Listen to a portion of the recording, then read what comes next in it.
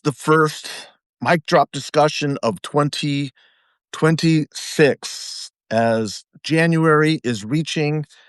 I don't want to say it's final days. We're about halfway through and getting to the point where we're going to start discussing what the fundamentals of the race is going to look like for these all important midterms, which I think everybody's anxiously awaiting, but also a little bit nervous about. There's so much to talk about and there's so much to cover here. So go ahead and do what you do, folks. If you could, give me as many hearts as you can. Let's get this conversation going. I'm not too sure what the group will look like on a Sunday night, but I thought I'd give it a shot because I was going through some of the CNN polling and the Wall Street Journal polling, wondering if it was a little bit too late to be sharing some of what I'm thinking here in January of this first part of this midterm year. And then also looking at the Greenland numbers, the immigration numbers, the ICE raids, this whole debate that broke out over the course of the past week. Do we say abolish ICE? Do we not? You guys know my feelings about it. I think they're pretty strong. But I've got some calls from pollsters, I think, who have said you're wrong on this one. You're missing this one. So we'll get into it. Let's get into it. Let's examine that and see if Mike is right or if it's wrong. Ask questions. I'm gonna try to get to as many as I can, try to be constructive. If I ignore you, then there's probably a reason for that. But for those of you that have not been following mic drops for the better part of a few years, you'll know that these end up kind of going in different directions. Stuart, how are you? Good to see you. They end up going in kind of different directions. Which I think is what a lot of people appreciate, is they're kind of trying to look at the way a practitioner looks at these things. And again, this is a little bit different than most of the pundits that you will hear from or the academics. And most of your social media feeds, you're probably hearing from certain news sources or independent journalists who are telling you this is the way the campaign environment is unfolding and good for them. We need that. That's important. I don't follow any of them for political advice. If you haven't run a campaign in a decade, you're probably more focused on sort of driving clicks and attention. That doesn't mean that they're not right. Sometimes they may be. I just don't look at them as practitioners. And the other half of which you probably look at are academics who are good people. And I love the data guys. I love the academic guys. Really, really do. Spend a disproportionate amount of time. G. Elliott, big fan of his. I was actually reading his stuff. G. Elliott Morris. If you're not following Elliott Morris, follow him. I was reading his stuff. And I just decided I was, instead of kind of digging through it by myself, I just kind of think out loud with you guys for the benefit of thinking of the way somebody who's looking at campaigns. I'm going to be doing campaigns all over the country here. If I ever speak to any of them specifically, I will reference them so that you guys know where I may or may not have a conflict. But for the moment, it's still January, still in discussions phase, still kind of thinking about how the approach is going to be for most of these campaigns and the frames. This is the time where we really start to gauge what we call the mood of the electorate. How are people feeling? Obviously cranky, obviously not happy, obviously extremely dissatisfied, historically dissatisfied with the direction of the country. And overwhelmingly, by huge numbers, they are blaming Donald Trump for it, as rightfully they should. And as somebody, I think, put out there, this was somebody from the pundit class, said, boy, look at Donald Trump, who is immigration is now an anchor around his neck. The economy is an anchor around his neck. The belligerence and overreach of his government is now around his neck. He kind of ties all of this into this one really bad, horrible week. Is this conscious? Can you be that dumb? Or is this deliberate? Are you on the take somewhere and trying to hurt us from the inside? I don't know. That question can kind of get you spinning and chasing your tail for a very long time. I think we all have our opinions about it. I'll probably editorialize a little bit in some of that direction, but regardless, it's happening. And I know there's going to be naysayers and people are going to say polls don't matter. There aren't going to be midterm elections. Trump can cancel them. I'm not going to go down that road for a whole lot of reasons. One is I don't think that's going to happen. If it does happen, then nothing that anybody has said to this point matters anyway. If you're that despondent, get off this now. And by this, I mean your phone. Get off of your phone and go for a nice walk, breathe in some air. And if you are so convinced that the end is nigh, you shouldn't be on your phone right now. This is not the way you should be spending your last moments in the republic. So let me just say, I don't buy or believe that. I think we are going to have elections. They are state administered. Donald Trump doesn't have much say with the elections in California. Can he move in the military and start seizing voting machines in the state the size of California? I suppose if he moved the entire Pacific Fleet, it's just silly. So let's just touch grass. This is just nuts, guys. Come on. And again, if that does happen, not gonna say it won't happen, but if that does happen, then that's a completely different consideration that I'm not gonna discuss on a Sunday evening here in late January. But what I am going to be discussing is what some of the polling data that came out, specifically the CNN poll and the Wall Street Journal poll, because they brought up some big questions. The first ones that I think we need to look at is, and I've written on this extensively here on the Substack, is how the motivation of each voter base to show up and vote. Democrats are by wide measure much more enthusiastic and looking to vote. That's one for obvious reasons, and you are seeing this. The size of the protests, the regularity of the protests, the weather within which people show up, the intensity and the focus that you're hearing on social media. You will hear, if you cross right-wing social media posts and paths, that this is all a paid Soros drill, that the No Kings rallies aren't doing anything. That's them trying to kind of inspire and keep their own base motivated. No one has seen, especially the last No Kings rally, the size that it was, because it's never happened before. It's unprecedented in it's never in the history of the country. We've never seen protests that of that size. Certainly not within the last 125 years, 150 years. So, I wrote and saying this is a sign of intensity. It's not only sustainable, it's growing. I think that is probably likely to continue for a lot of the reasons that we're going to get into in just a second. Motivation, that's the point. Mobilization is definitely benefiting the Democratic side. Demography, then you've got to look at demography, right? The group that Donald Trump has always needed to have are lower propensity, largely male, often non-college educated voters. This is the voter group that is the least likely to show up in midterm elections. Frankly, they've got a least likely propensity to show up in general elections. Now, Donald Trump has turned that equation around because they like him particularly. But as Donald Trump learned in 2018, his name is not on the ballot, and that matters. Now, I don't know if any of you guys remember, because I think short-term memories are kind of shot, and maybe this isn't that short term, but in 2018, the Republicans were seeing many of these same numbers, these bad numbers, weak, dampened enthusiasm, huge breaks on the generic ballot for the Democrats. We're not seeing that. Somebody remind me to get back to that, because that's a very important consideration, the generic ballot. Um, and so what Donald Trump was actually doing was he was going on the road. He was doing these rallies and saying, my name's not on the ballot, but it is on the ballot. He was trying to transfer that enthusiasm that he personally has to the electorate, and it didn't work. 2018 was the first time really we started kind of referring to things as a blue wave, because it was so big, it was so significant, and it cost the Republicans the House. Republican voters, literally college-educated Republican voters, were deciding in small but consequential numbers to give Nancy Pelosi the speaker's gavel, make her speaker again. And we were seeing depressed turnouts with the GOP base. So that is a characteristic now of the Trump era. When he's on the ballot, there is enthusiasm. There's no question about it. When he's not, you see that those numbers drop. And I fully expect that trend line is going to continue. I might be convinced otherwise, probably not, but I'm going to say for the sake of debate, I could be convinced otherwise if the economy were good. And I want to bring this point up because this data point is kind of bouncing around in my skull lately, because as many of you guys know, I'm of two minds of this. One is economic direction has largely not been as strong an indicator for voting groups in the past decade in the Trump era as racially polarized and hyper-partisanized voters are. It's why we started to talk, especially around 2018, about negative partisanship, is because we weren't seeing swings anymore, really. Even in our polling and our research, we started to see this really decline during the Obama years. There was very, very few undecided.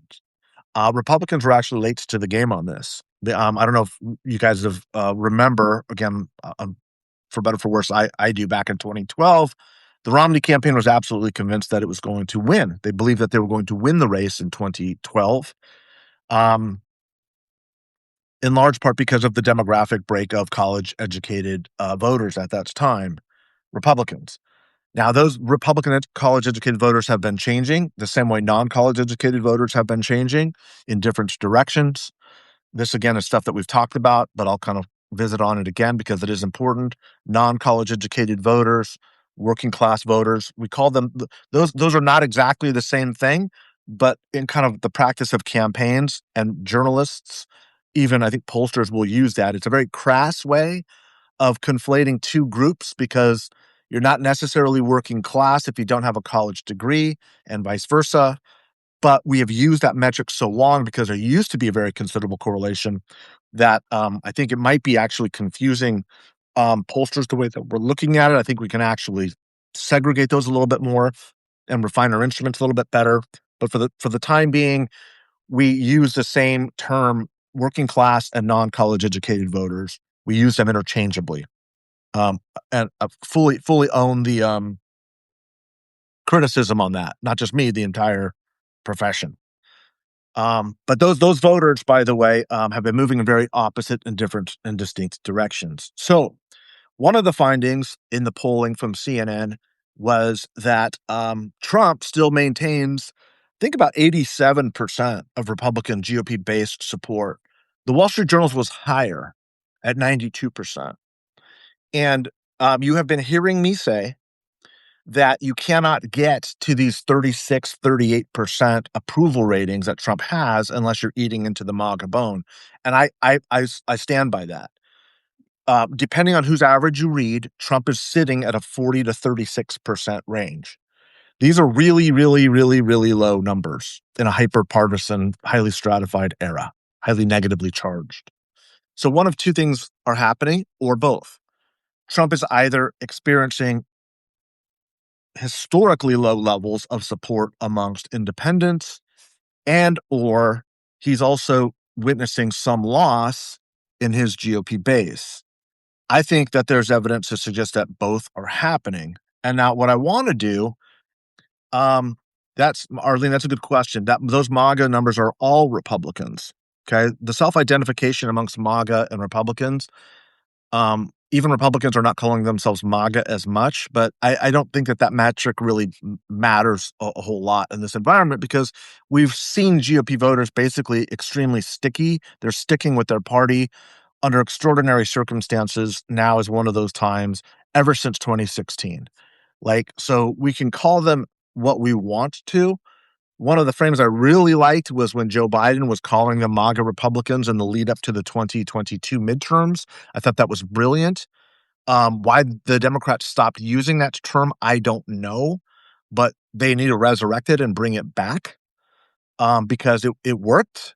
It is, I think, always worked. And the fact that even Republicans aren't identifying that way anymore, I think is very important because it does turn off independents. And that remains the kind of critical key constituency here. Independents, these historically low numbers are the largest share of what accounts for Donald Trump's historically low ratings.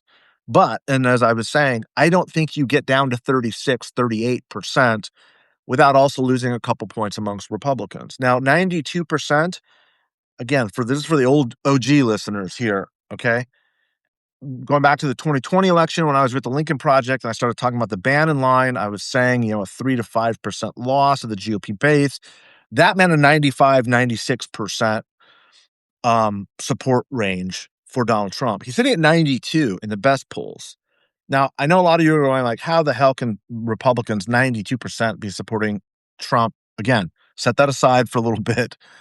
I'm not going to say I'm not with you 100% on that, but set that aside for just a moment. That 92%, despite the fact that it's resilient, is still a lower range than what is required to win nationally if he's losing independents at the rate that he's losing. That's how you get down to 36, 37, 38, 39%, right? This mid to high 30s range is red fire, red flag, both of them alarm signals for the GOP. This is what the political consultants at the RNC are seeing. This is what's freaking them out right now. Okay. And for good reason, because you combine these historically low ratings with the demographic problem I just explained, with the turnout that they're going to have a problem with anyway. And you're talking about very significant problems. Now, we can also put a pin in the redistricting stuff. You guys know how I feel about the redistricting stuff. But what I'm saying is, if you're looking at a Democrat +9, Democrat +11 environment, which I'm pretty confident that's what we're going to be heading into, you can't gerrymander your way out of that if you're Republicans. That's how considerable this wave could be. Now, will it be a 40-seat pickup the same way it was in 2018?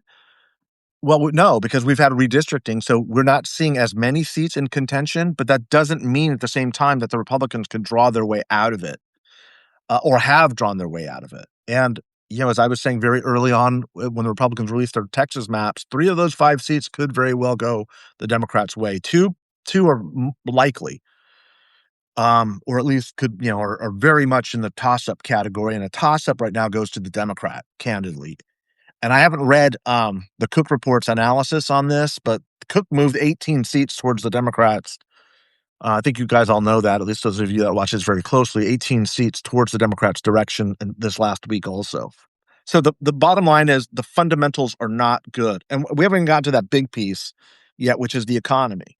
Remember in 2018, and I'm going to be writing about this a lot, so remember when I said this, in 2018, Donald Trump lost at pretty historic levels, at least in modern memory.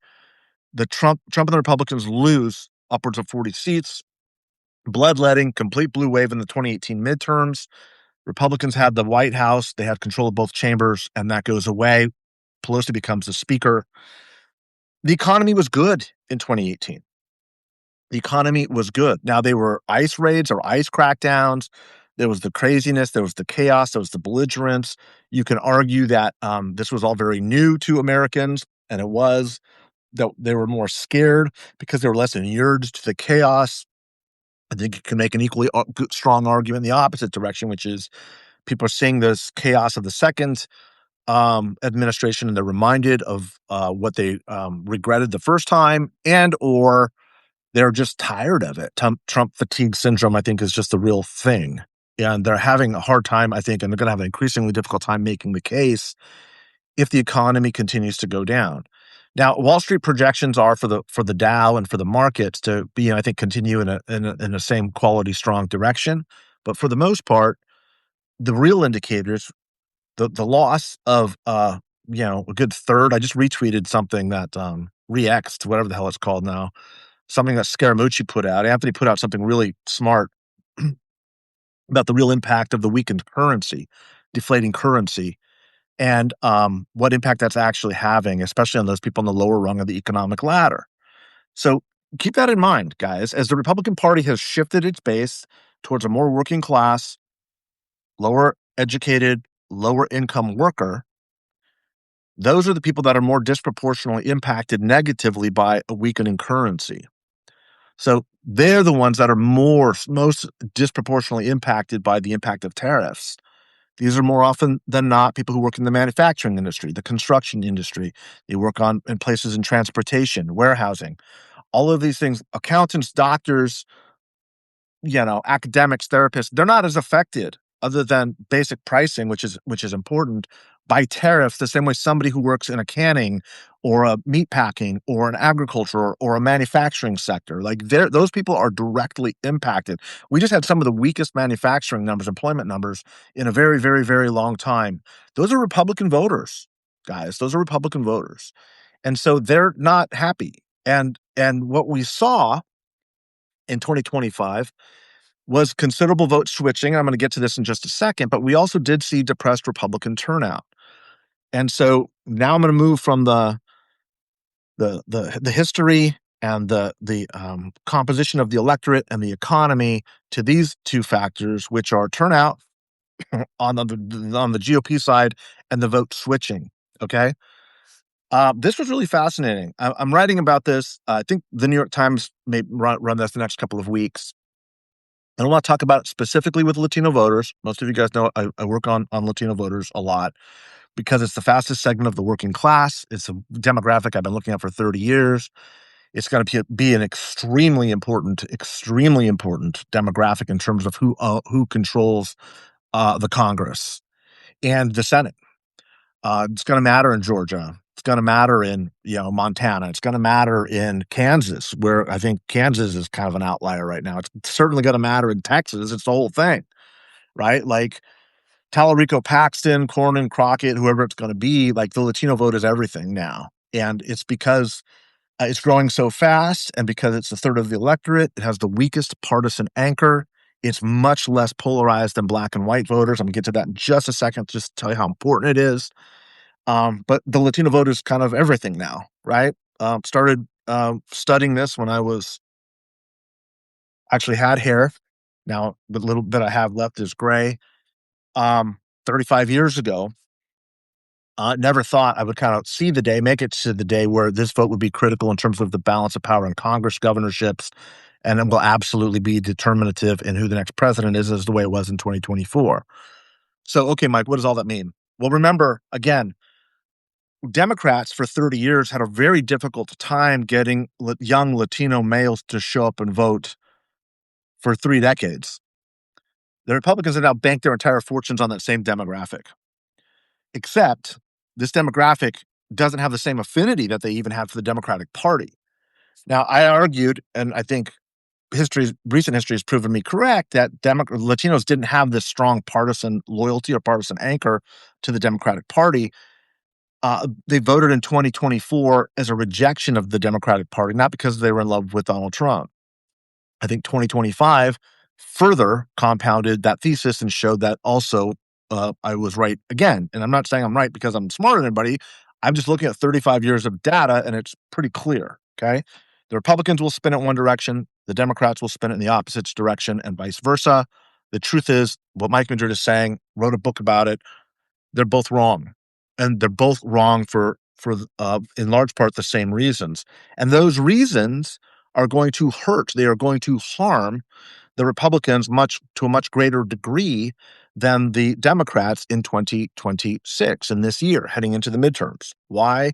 Again, younger, more male, weak partisan anchor, weak party loyalty, overwhelmingly affected by the economy, and of course, the terror and the hunting down of Latino people, more than just Latinos now, obviously, but primarily Latino people throughout the country. That does matter. And while I don't prioritize that in my messaging, I don't prioritize it for a reason, and that's because Latino voters don't prioritize it, but that does not mean it's not critically important. It is very important. Doesn't get the clicks, doesn't get the eyeballs, doesn't get the focus.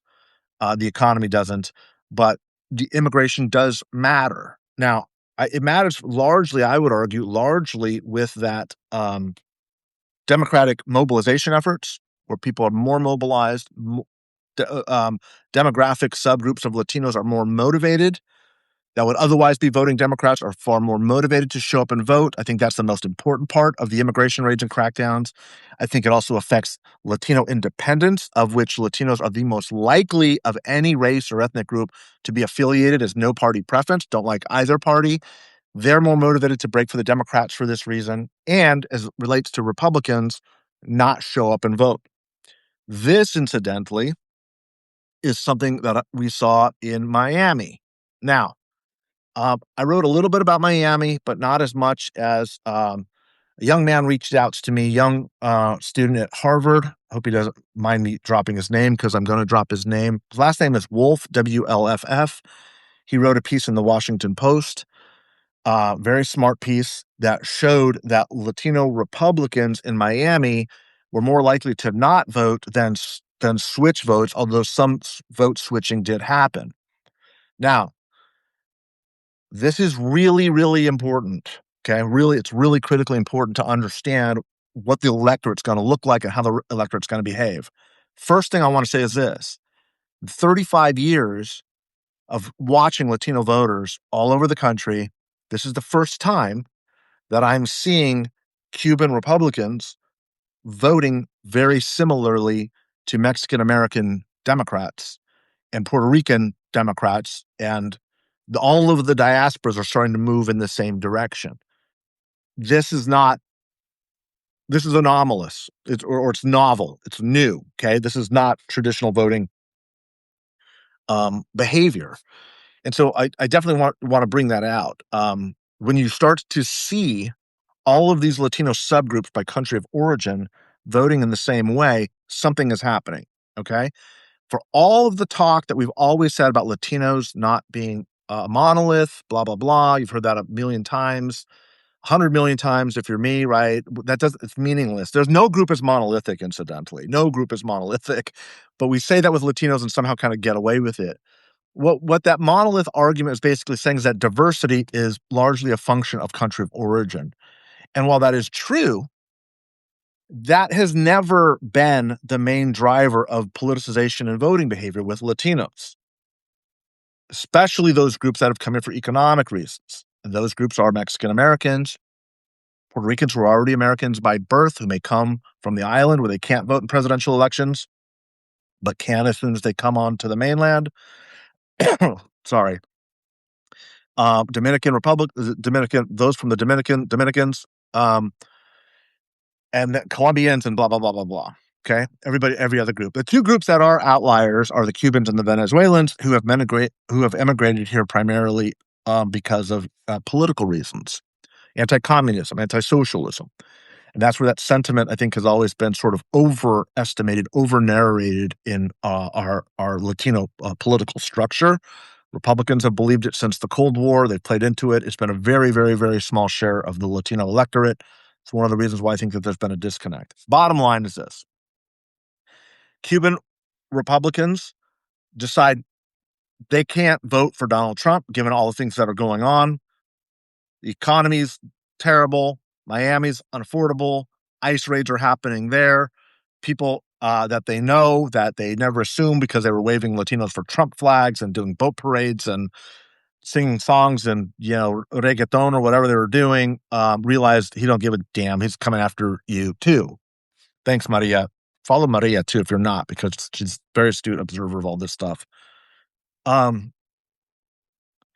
so, but you know what I didn't hear? And this is my one little gripe, because for the past year, I have been getting attacked and absolutely crucified by progressives, particularly Black progressives, but a lot of white progressives too, saying this is the misogyny.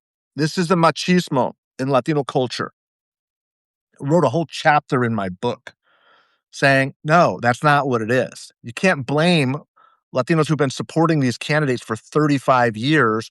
Then finally, when the borders are out of control and the economy is in the shitter, and bail on you guys, you can't now suddenly just say, oh, now you're a bunch of misogynists because you voted for somebody when you didn't vote the way that you're supposed to.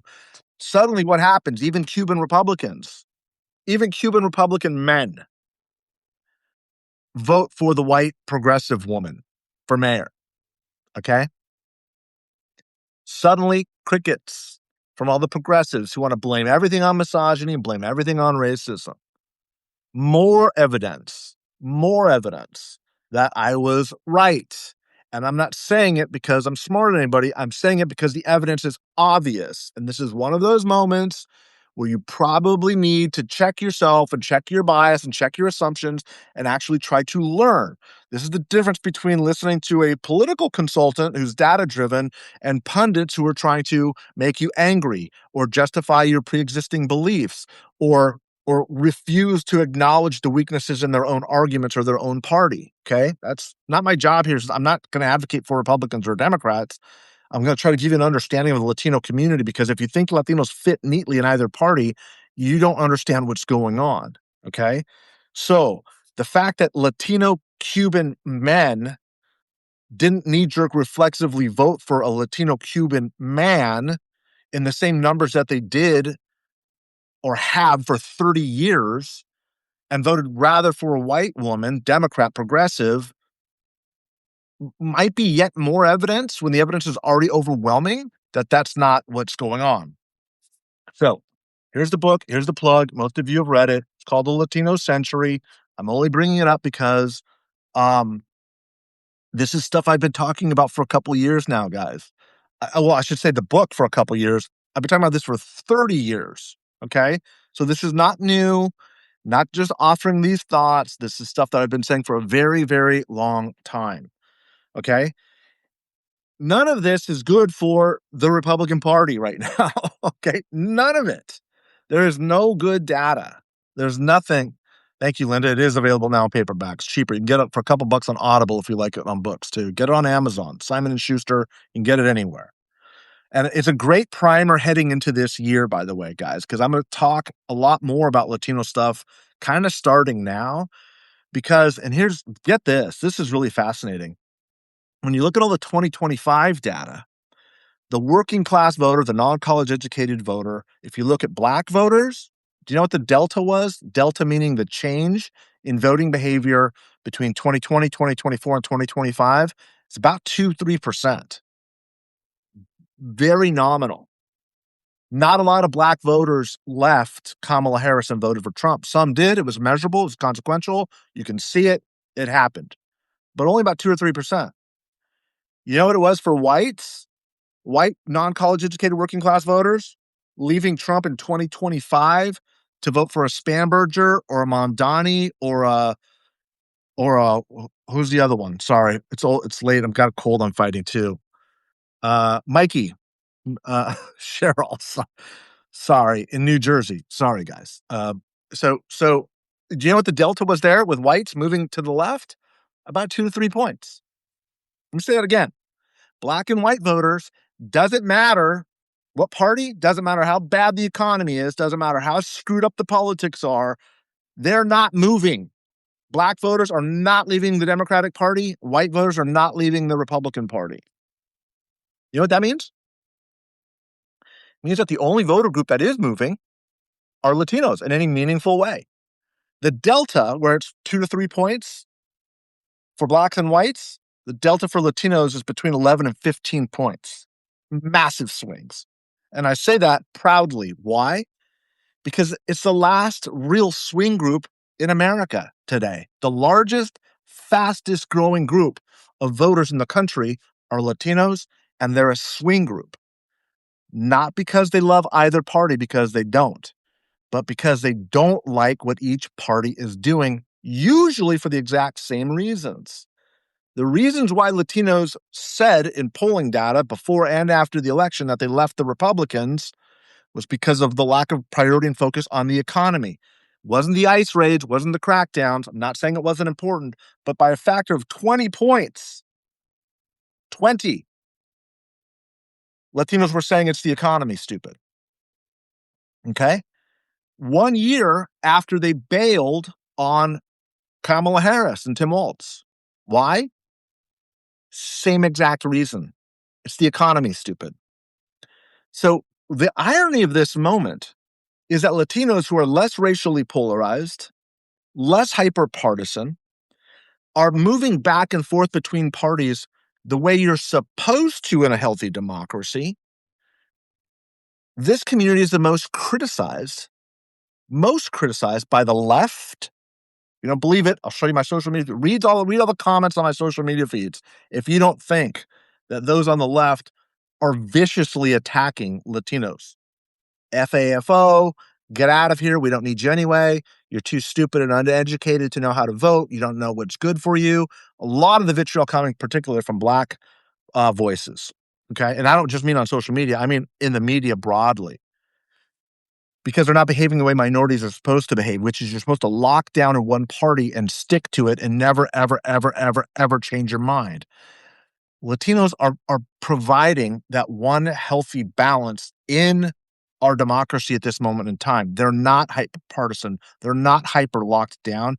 They're voting on economic issues. Now, you can say, it's a fair argument, democracy is more important than the price of eggs. That was the bullshit I heard from a lot of progressives who were really pissed off at Latinos after the last election. Yeah, well, guess what? You failed them on the price of eggs. You're failing them on the economy. Like, what do you want? How much of a luxury is it to argue about all of these platitudes when you can't feed your kids? when you can't feed your children. No, there are absolutely real people, Arlene. There are people who I see on MSNBC, talking heads. So it's not just social media. It's a lot of the Black prominent voices castigating Latinos. There's a whole lot of dynamics. I'll be talking about this too. The Black-brown dynamics and the power shifts. The Black voters will say we are the backbone of the Democratic Party. Well, you're not really even the largest share of the non-white vote of the Democratic Party anymore. So yeah, you're the most reliable. Yeah, you're the most highest propensity solid voting base. You also aren't getting your problems addressed. And so you go through this massive volatile swing. You're not going to hear people talking about the Black vote in 2026 because everyone takes it for granted. Why wouldn't you? Because you can. And I don't mean that disparagingly. I'm saying that as a matter of a political practitioner looking at it and saying the Republicans aren't going after the Black vote. You may say, well, Donald Trump's not going after the Latino vote. Well, he's not hemorrhaging those votes as much as you think he is. And that's where it gets to the crazy that we've all been trying to understand. Again, why I wrote a book on it, because I saw it coming. I said it was going to happen. It happened, not as a prediction, although that's what it ended up coming true. I wrote it as a warning. A warning, guys. A warning. So if you want to figure it out, it's all there for you. Okay? You can keep following here because I'm going to be talking about it, and I'll be talking about these updates too, because remember, in writing this, the main argument was this is an economic pocketbook voter. It still is, predominantly, but it's also a voter that is, no question, motivated by the terrorism that is happening on our streets today. There's no question that it's having an impact. It's not the most dominant, but it's certainly going to mobilize voters, and it's going to mobilize them in that way. So all of this goes back to the basics. None of this stuff is good for Republicans. None of the foreign policy stuff is good for the Republicans. You're seeing 8% of Americans want to see militarization of Greenland. 8. Like, I don't think I've seen it. You could ask the sky, is the sky blue? And more than 8% response would say, well, not really. It's more like a, cerulean, or it's more of like an, azure blue, or a, navy blue. This 8% of Republican of Americans rather are saying we want, a military invasion of Greenland. And when you're starting to see and people are starting to recognize that the world is now organizing and rallying against the United States of America, things are going to change. The change you really need to be looking for is independents locking down, because the branding now, the cementing of people's anger, independents, non-affiliated voters, locking down, which I think is a cultural moment. I don't think it's just going to be 2026. I think it could be longer. Now, I say that with the full awareness that who the hell knows what's going to happen between now and November, let alone now in 2028, certainly, in years to come. But don't be surprised if you don't see very significant movement in the Republican base level of support for Trump ever. Ever. I'm not looking for that, though. I'm looking for 2 and 3 point swings. Let's take the Wall Street Journal's numbers at 92%. Okay. This is where Scott Jennings said, see, we're base is solid. None of this is happening. 92%, by the way, is not great numbers for Trump. He needs to be sitting at 94, 95%, 96. He's not there. He's at 92. Best case scenario. You look at CNN, it has it down like 85, 87. I think that's probably a more accurate gauge. Let's split the difference and say it's 88, 89, 90. Okay. That's really precarious ground for the Republicans. Really precarious. Because that means Trump's base is not as solid as he needs it to be. It's very solid, but not, they need to have it, cement solid to be competitive. It's not there. And most of the indicators are it's going to probably go down. But let me be really, really careful with what I say when I mean going down. I'm not talking going 90% down to like 60%. I'm not talking 90% going down to 70% or 80%. I'm talking about a 3 to 4 point bleed here. So if the Wall Street Journal comes back, and they'll probably pull again in 4, 5, 6 months, and that 92% number is now at 90 or not, or 88, 89, that's massive hemorrhaging. Remember, things are won on the margins. A 1 or 2 point swing is kind of everything. If you see CNN come back, and that 87% number is now sitting at an 85, 84, I mean, that's now you're at, real bloodletting levels. This is really, really bad. So, and again, it's not just that he's polling bad. It's not just that the Republicans are polling bad. They are historically. In fact, just the polling puts them in such a bad position that they will very high degree of confidence that they will lose Congress under those conditions. Can they turn it around? Sure. A million things could happen. Very unlikely, though. Very, very unlikely. Because the other two pieces, history and demography, all of them breaking very, very strongly against um, the Republicans at this point in time. So you add on that, the Venezuela is no longer a popular thing now. You will hear some right-wing Latino voices, primarily Venezuelans, who are saying this is great. This is the best thing that ever happened. Curious thing about Venezuelans, which I think this is really interesting, or maybe it's not that interesting if you think about it, but Venezuelans have of all of the Latino diasporas, Venezuelans, by the way, are less than 1% of the Latino vote, but they have the highest number of Venezuelans in this country with college degrees or advanced degrees. So the people that leave Cuba and or Venezuela, the people that are kicked out of these regimes or the people that flee these regimes are the very educated and the wealthy. So a lot of times you will see these people, I think a lot of the voices from Ivy League schools that are, or, working on, PhDs in economics or political science who are, kind of saying, well, this is the way Venezuelans feel and they're very pro-Trump. The reality is these people are not representative. They are not representative of the Venezuelan diaspora here, or certainly not Venezuelans in Venezuela.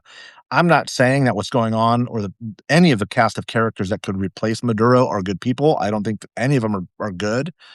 But I don't want to also say that a lot of the Venezuelan voices and talking heads that you hear that are very educated or very wealthy are representative of the Venezuelan diaspora in this country or Venezuelans back home, because I simply don't think from a demographic standpoint that they are.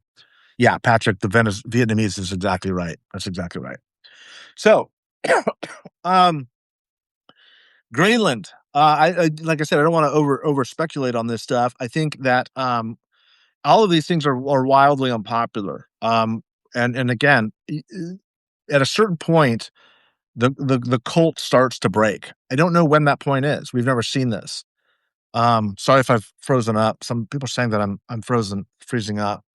The other big concern, and then you've got to make your own determination on this. But the other major concern that you need to be mindful of is the 1,500 troops that have been mobilized and maybe sent into Minneapolis. You'll notice that we're witnessing gradual increases in the violence on the streets.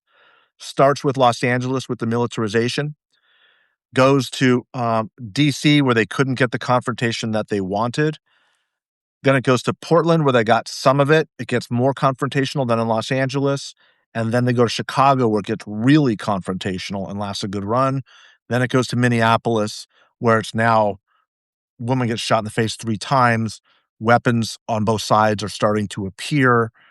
Um, Civil unrest hasn't begun, but you're going to start seeing that. I think starting to take, unfortunately, to take more shape. So it sounds like if I'm frozen to you, if you log off and log back on, it will unclog. So sorry about that. I'm not too sure if that's on my end or if it's an app problem, but um, I think that that's the goal. And I know that they're talking about Phoenix next. We're now seeing thousands of agents, largely undertrained, underprepared, probably from the ranks of groups and organizations that they should not be coming from, wearing masks and being fully armed and violating U.S. citizens' rights. But Minneapolis isn't the last of it, right, guys? It's kind of the end of the beginning.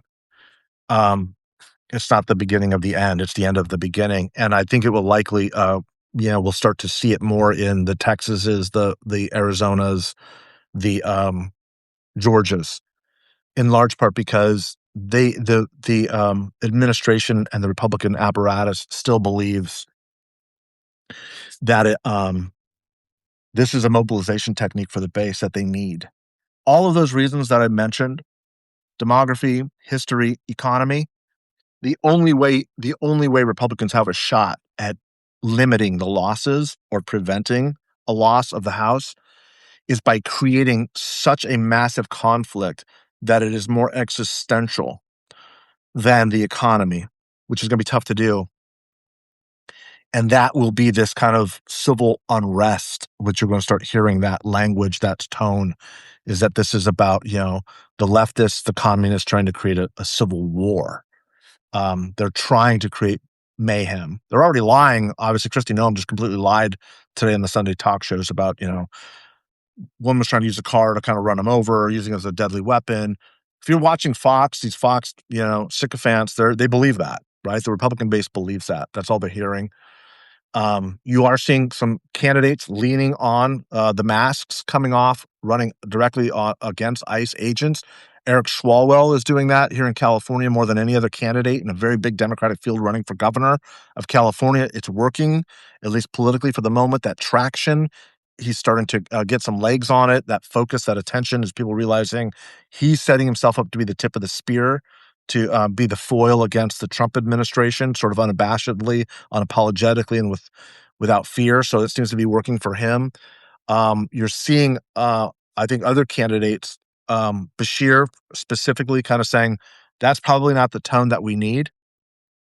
Um, kind of taking a soft jab at Gavin Newsom, right? We need to have solutions more than we need an antagonism at this moment.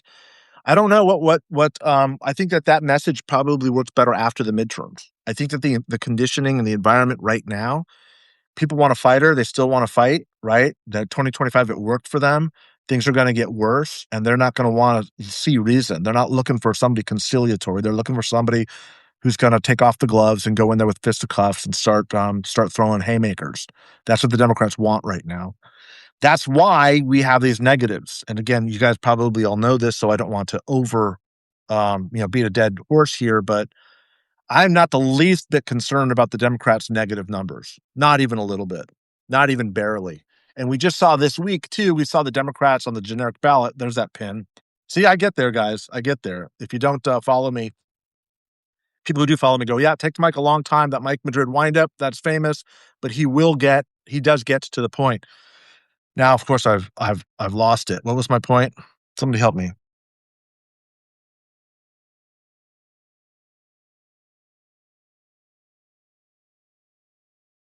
We don't need somebody conciliatory. We need a fighter. 2025 was all about the fight, and somebody won. The negatives that the Democrats have is a function of a function of half of the party thinking that the Democrats aren't fighting enough. Remember, the Democrats went into the 2025 elections. New Jersey, Virginia, California. They went in with historically high negatives, and look what happened. They won in a rout, beat the living crap out of the Republicans. So much that the intensity wasn't picked up in any of the polls. Mikey Sherrill was supposed to win that thing by 2 or 3 points at the most. She ends up winning by 15 or something crazy like that. Virginia wasn't close. These races were not close. That's a sign that Democratic intensity is not being picked up. That's usually what happens with Republican intensity when Trump is on the ballot.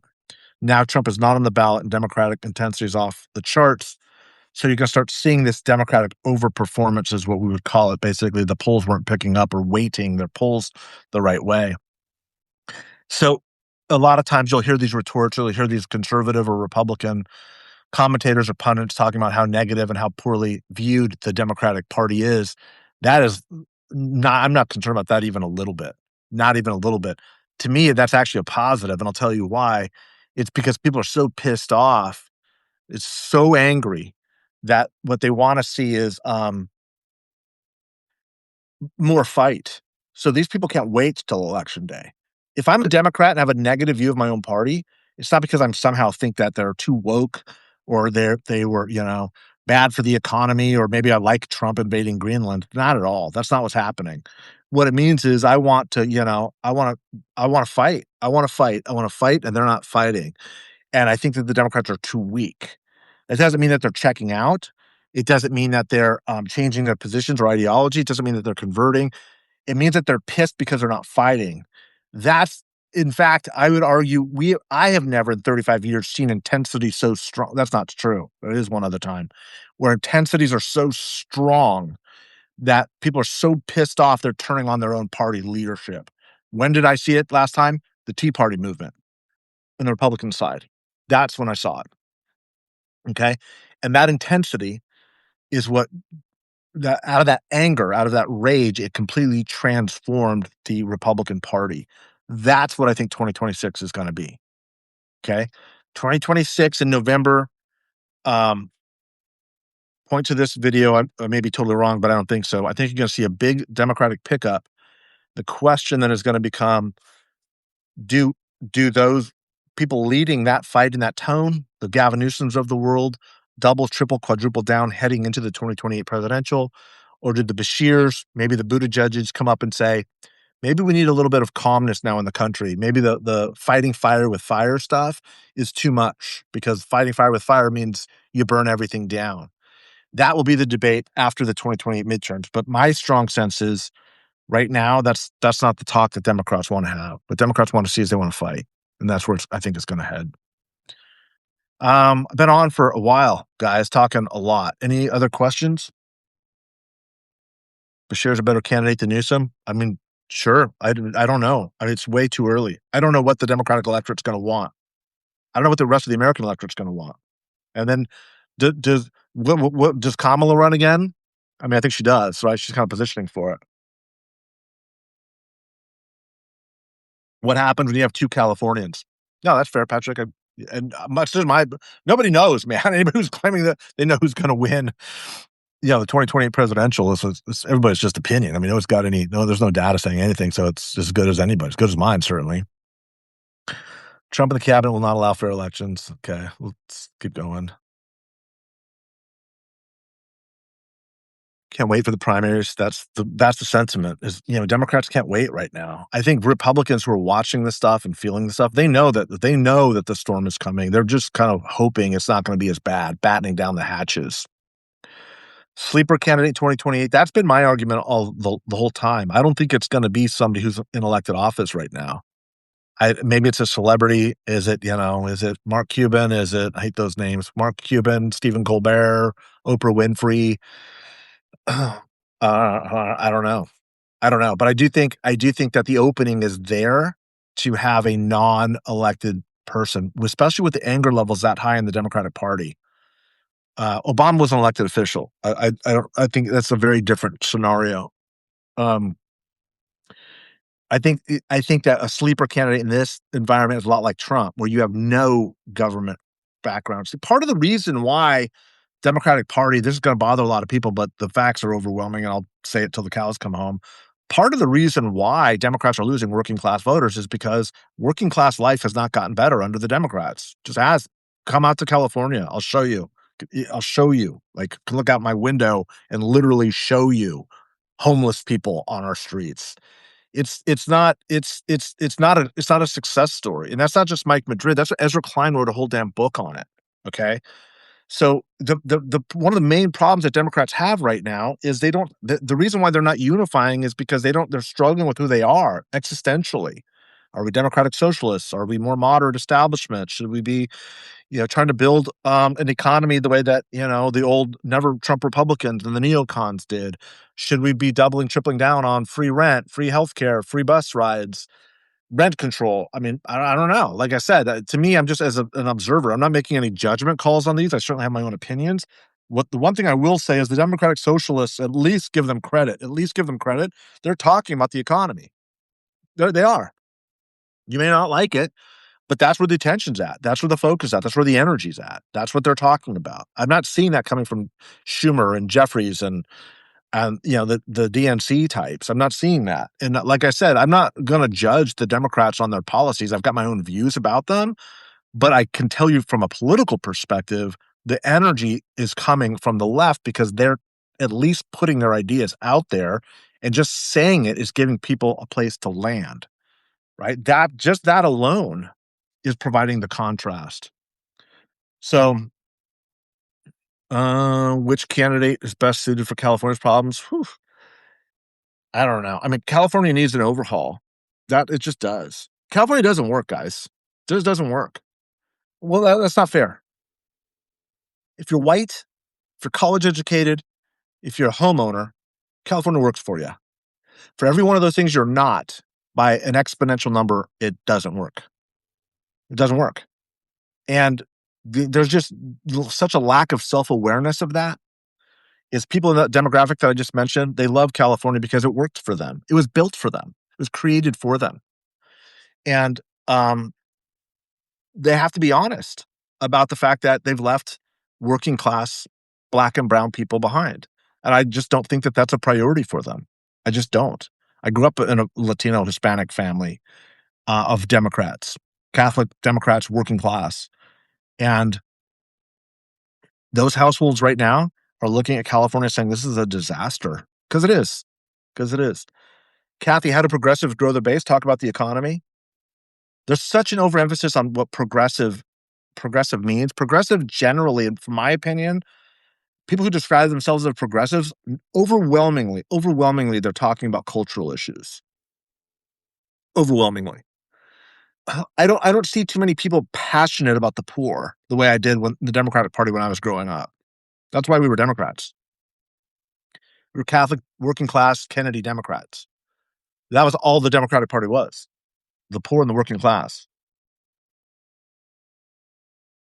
That's not what the poor and the working class think anymore because they're not getting any results. So until there's a discussion about the economy and genuinely coming back to do things in the Democratic Party that are actually going to help working class people, it's not social government programs like that's played out. Those are last year's solutions, last century solutions. They're going to have to create an economy that works for working class people. And the Democrats are not interested in that. They're not interested in that. Pope Leo's passion for the poor. He's Catholic. And that's a central tenet of Catholicism. Incidentally, I'm going to be speaking on February 3rd at Georgetown University, my alma mater, the oldest Catholic university in North America, on Latinos and their influence on the Catholic tradition. So it's not just politics I talk on, guys. I think you guys know this. I do reports on workforce, consumers, employee bases, voters, obviously. My alma mater, when your alma mater calls, it's always an honor. Georgetown asked me to come back, and so I'm going to be flying back into February DC weather out of California. So if you're in the DC area, let me know if you want to come hear the talk. I think it's going to be really fascinating. I think it's a really critical topic, not theologically, as much as culturally. Anybody who knows Catholicism, I think, has a really strong understanding of how very different it is culturally. Irish Catholics are not Italian Catholics, are not Mexican Catholics, are not Polish Catholics. So they're so different. American Catholics. That's why I think the church was shocked when Leo was picked. Like the least representative Catholics in the world are American Catholics.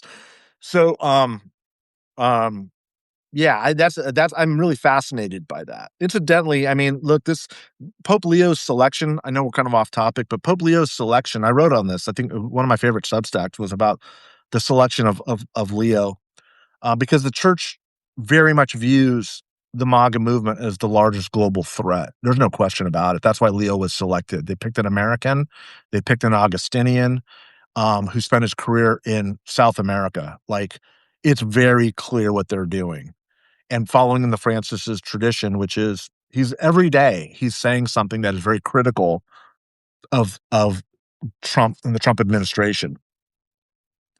Um, thanks. Yeah, I mean, if you do scroll back on my Substack, it's good reading. It's not Catholic stuff. It's not preachy stuff. It's just understanding the cultural traditions of what the church is doing. The church selected with the rise of Hitler. They picked what was called the Camerlengo of the Pope. The Camerlengo is basically the chief of staff and the chief foreign diplomat to Germany, in large parts to be a bulwark, to have back channels to work with the rising Third Reich and Hitler as a way to kind of try to prevent what was ultimately going to happen, right? The church has been deeply involved in geopolitics since Charlemagne, since Jesus. I mean, for goodness sake. So, if anybody's wondering if the conclave, the College of Cardinals picked Leo for a very specific political purposes as a bulwark against MAGA? The answer is yes. Of course they did. That was, I think, the predominant that and the focus of the church under Francis has changed dramatically. I mean, the Catholic tone and tenor, not a whole lot of theology is gonna change, and the Catholic Church is being Catholic is still Catholic, but the focus on the poor, the focus on the refugee, the focus on the immigrant, the clear delineation between what is sinful behavior and what is not, and the way we treat other human beings, that is absolutely part and parcel of why Leo is a particularly powerful person on the global theater right now. So anyway, 61% of all of the people detained by ICE in the last year are Catholic, right? And one goes, yeah, of course, Latinos are Catholic. Yeah, that's a big, big part of it. So, but that matters. It matters to the church, by the way. When you can't receive communion, um, because ICE won't allow priests in to offer up a sacrament, that's a big difference between Catholics and Protestants. This is a sacrament. The Eucharist is something profoundly different to Catholics than it is to most other Christian groups. I don't mean to be dismissive. It's just is culturally. And when you deny a sacrament, you're essentially denying life. That's basically the way that the church views this. So when you have the administration and ICE not allowing priests in to provide the sacrament, um, you're in you're in you're in existential ground. A very anti-Catholic administration. Um, I don't know if you guys follow, was it Chris Hayes, Letters from Leo? You don't have to be Catholic either, but it is, like I said, culturally. If you wanna see how deeply engaged the Catholic Church is in pushing back on this administration, it's really a great read. I've done a couple Substack lives with them. Maybe I'll do another one soon. Maybe I'll, see if we can't cover this at Georgetown together. Letters from Leo is the name of his Substack. Really brilliant writing, really brilliant coverage. Again, not theological, but just, check it out to see the tone and the tenor that the Vatican is officially taking every day, trying to organize Catholics against this. And I think the fact that the denial of sacraments, the fact that this is overly Catholic in terms of its crackdown, the fact that it's about the poor, the disenfranchised, the refugee, the least amongst us, that's all Catholic, deep, deep Catholic theology, especially Mexican Catholic theology. So, anything else, guys? We've been going on for a little bit of a while here. Got a good group, about 265 people on a Sunday night. Yeah. Letters from Leo Substack. Yeah. Thanks. Um, do I think the dynamic will be healthy for the Democratic Party or healthier than the Tea Party was for the GOP? I don't know. I don't know. Look, I think primary fights are very, very healthy. Bloody, messy, ugly, knockdown, drag out primaries are good. They make your candidate stronger. Most people think they're weaker. That's not. It makes your candidate stronger. But I think the question you're asking is like, is the same disruption, the same disruptive moment staring the Democrats in the face the way the Tea Party moment stared down the Republicans in the face? And my short answer is yes, maybe even more so. And here's why.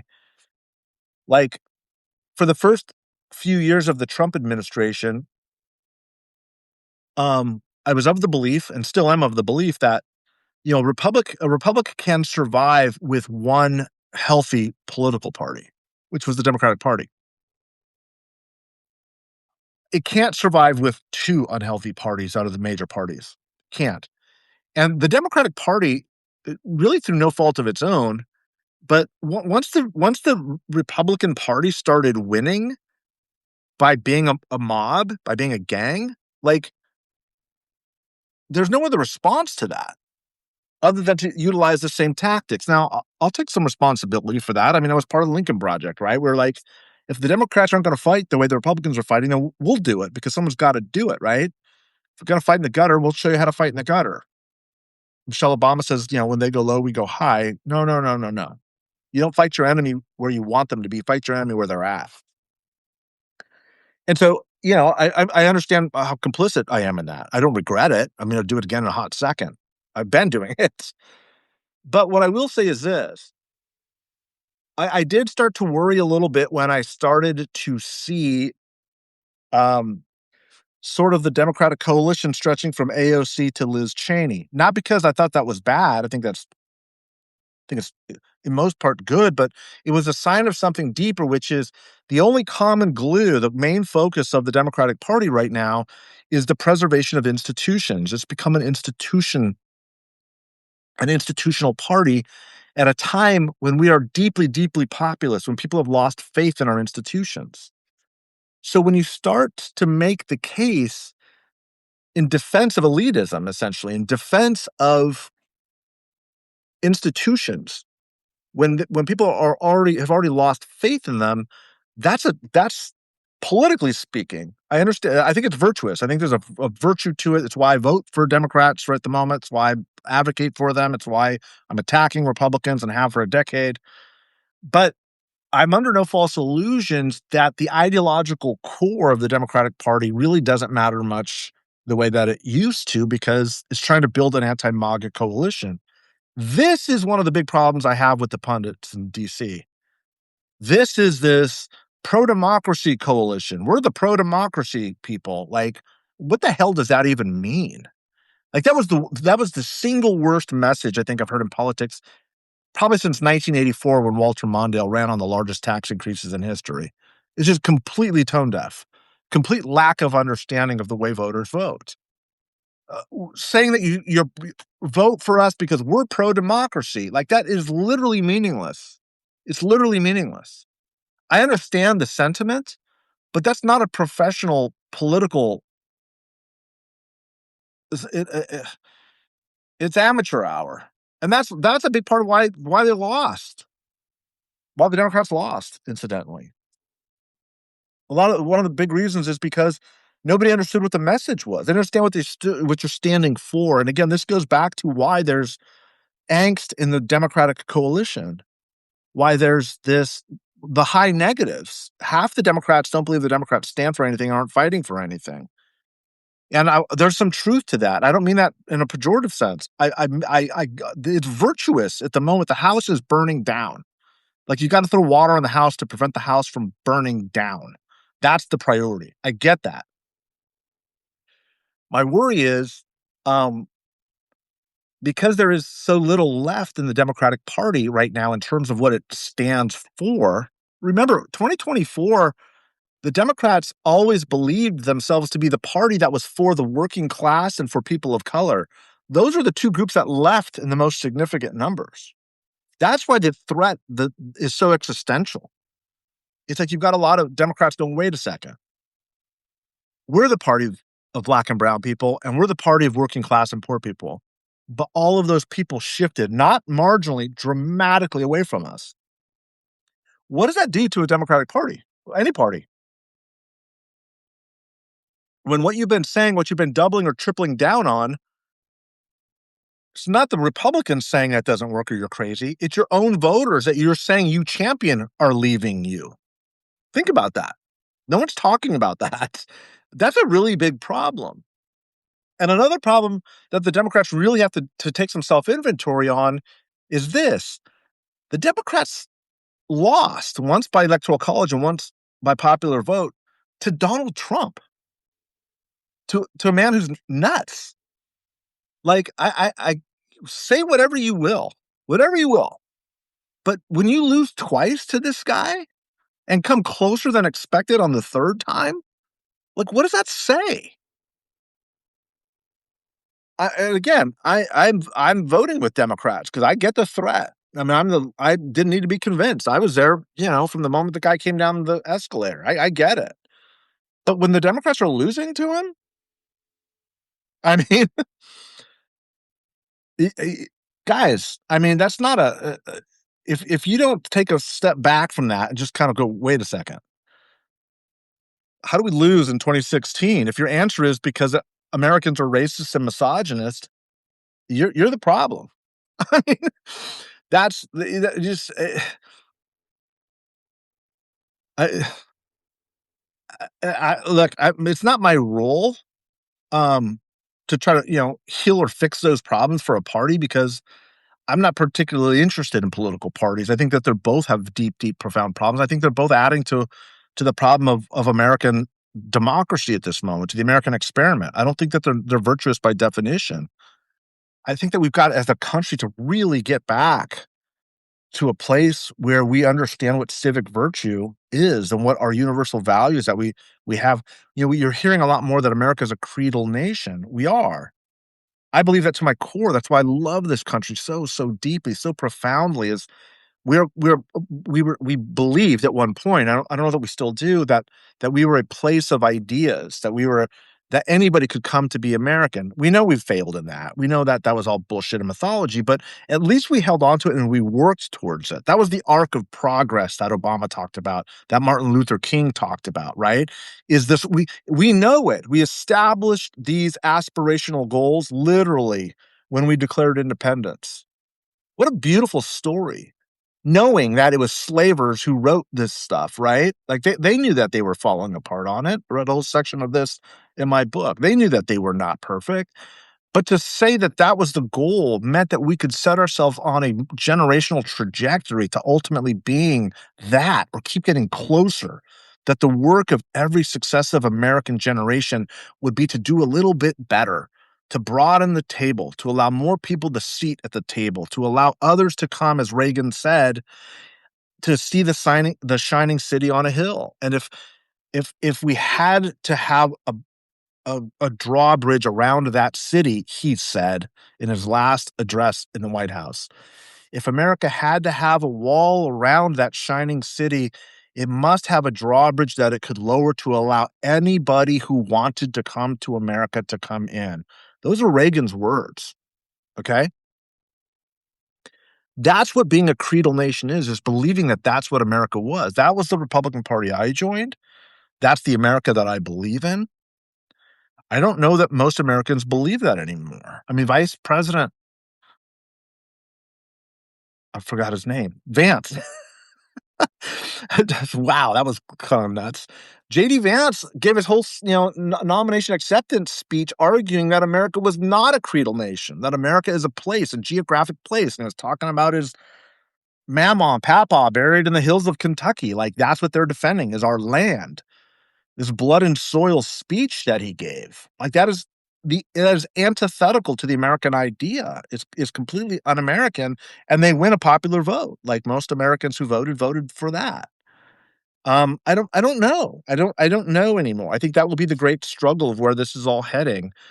And maybe this is a good place to sort of wrap up. But what I would say is this: I'm gonna post a story tomorrow morning about the decline of empire and what happens to societies as they decline. As much as I never thought I would say these words in my life, it is very hard to argue that America is experiencing anything other than decline from the global hegemon, a single dominant superpower, which has defined most of my adult life. The wall fell when I graduated from high school in 1989, 88, 89. That all changed essentially with the incursion, I think, into the Donbass with Russia when we have a kinetic hot war in Europe once again, and America doesn't come to its aid. Like that's that era, that was the arc. That was the Pax Americana, and it wasn't really a Pax Americana because we had the longest war in our country's history. It was just in the Middle East, and nobody even knew what was going on. Declared war, by the way.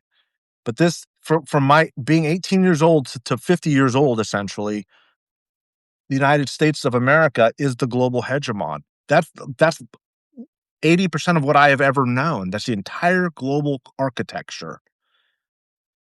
There is very few times in human history when you can look at the decline of civilization and put one man's name on it. And this is going to be, as I write in the opening sentence of this essay, it's written there in faux gold letters, Trump. This is the end of the American empire. We are now trying to figure out how to manage ourselves in a multilateral, multipolar world where it's the rise of China is clearly the largest characteristic of this century. Uh, the Canadians, I mean, we turned one of our longest, greatest allies into a trading partner with the Chinese. We have the longest contiguous border Anywhere in the world, I believe, I might be wrong, it might be Russia and China, but certainly the Western Hemisphere is between the United States and China. We just we just we just turned that over. So it's very hard. Look at our currency. Look what's happening to the currency attacks. The dollar is weakening, at least in purchasing power, like real purchasing power is collapsing. We just took over Venezuela for its oil reserves, not just because we needed the oil, which I guess we kind of do, but because we're trying to make sure that the currency that's used in exchange for petroleum remains dollars because the BRICS nations aren't going to be trading in dollars anymore. Watch for that to happen. Once the rest of the world starts trading in Chinese yuan, America is not America anymore. We're not a global superpower. I don't think most Americans don't realize how incredibly powerful we are, that we are basically the backup currency for the entire planet. Like we write all of the rules. Once that changes, and it's very, very close. Once it's once that changes, once the dollar is not the medium of exchange for petroleum, America loses. It's we're not the global currency, guys. And when we're not the global currency, and we've alienated our friends, the Europeans and the Canadians and the Mexicans are like, we're becoming the bully in our own hemisphere. No one looks at us as a good guy. Like no one's. I mean, there's one small country in the Middle East, I guess that does, but it's us and them. Like that's it. That's all that's left. And what does the world look like? It's not a safer world. It's not a safer world. Um, it's uncharted ground. I'm not going to say it's. I mean, I'm trying to be optimistic about it, right? But we created this whole architecture, this whole security architecture. Truman basically, Eisenhower and Truman built this in large part because nuclear weapons became a thing after the Second World War. And if you don't respect a nation's sovereignty, World War I and II both happened because countries didn't respect sovereignty. And once you stop respecting sovereignty, the potential for global and regional conflict goes up exponentially. We just took over Venezuela. What are we doing? We're talking about taking over Greenland, for God's sakes. Like, what are we doing? We're a threat. We're a threat. We're a menace. Menace to society. Like, that's us. That's a good title. You'll probably see an essay. I'll write that later in the week. But my point is, and sorry I got off topic here, but declining empires, the psychology of the declining empire is fascinating. And I talk about the Aztecs after the conquest. I talk about the Russians after the collapse of the Soviet Empire. I talk about Weimar Germany, and I talk about the Southern lost cause. We have examples of what people do, how self-destructive they get to themselves and to their society, to their communities. Boy, I mean, there's a reason why the United States has these afflictions of everything from mass shootings to high suicide rates, high obesity rates, high attempted suicide rates, depression rates. We're the only country in the world that has these really high statistics for self-harm like that. The rest of the Western world is not afflicted by that. I mean, they have those instances, but the whole world kind of looks at us peculiarly or warily and saying, like, don't you think you should do something about the mass shooting problem? What is wrong with your children with these massive depression rates? You suffer from both obesity and anorexia rates that are off the chart. Like these are self-harm indicators. We're literally killing ourselves. And that comes in large part, not entirely, but in large part with a perceived loss of status. And the Aztecs went through this. Russian alcoholism exploded after the collapse of the Soviet Empire. Germany's humiliation after the Treaty of Versailles basically planted the seeds for the launch of the Third Reich. The Southerners lost cause. The humiliation, with Sherman's march to the sea, is a humiliation of people. Like that's, if you don't see the MAGA mentality correlates to all of this politics of grievance, you're not reading history close enough, man. I'm not saying that history,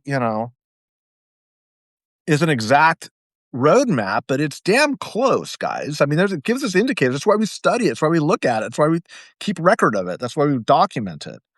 So anyway, look for that piece tomorrow. It's getting late. I gotta put some finishing touches on it. I hope you like it. I hope you share it. I'm on YouTube now too, guys. I'm reading a lot of these essays. So if you're so inclined, I would love to. If you're on YouTube, not that you need another social media channel, but if you like what I'm writing, and the last few pieces have done really well, thank you so much. It means a lot. I put a lot of thought into these things. I think, as you guys know, it's important to me to really be thoughtful, so that I can, from at least my perspective, provide some certainty in uncertain times, some roadmaps of things that we can hang on to, some possible things as a country and a nation and as a freedom loving people to hang our hat on and say, we've been here before. And I think in very trying times, my goal here has been to kind of create a community that allows for some evidence, some facts, some history to provide a roadmap for this great transformation that we're going into. So thank you for everything in the past year. Uh, Thanks for subscribing here. If you can help out with a paid subscription, 99% of the stuff is free. It's just kind of helping me kind of focus more on this as I'm trying to commit more time to it. And your joining me over on YouTube would be helpful too. So like, share, subscribe, all that stuff that the kids say that I'm now saying. And if there's anything that I can address or you want to see me address, either in essay format or on some of these talks, I'm going to try to do these a little bit more regularly, because I know that the feedback has been pretty good over the years. And I appreciate you guys. So have a great night. Monday's morning's coming quickly. I got an essay to write. Hope you enjoy it, and we'll get your feedback then.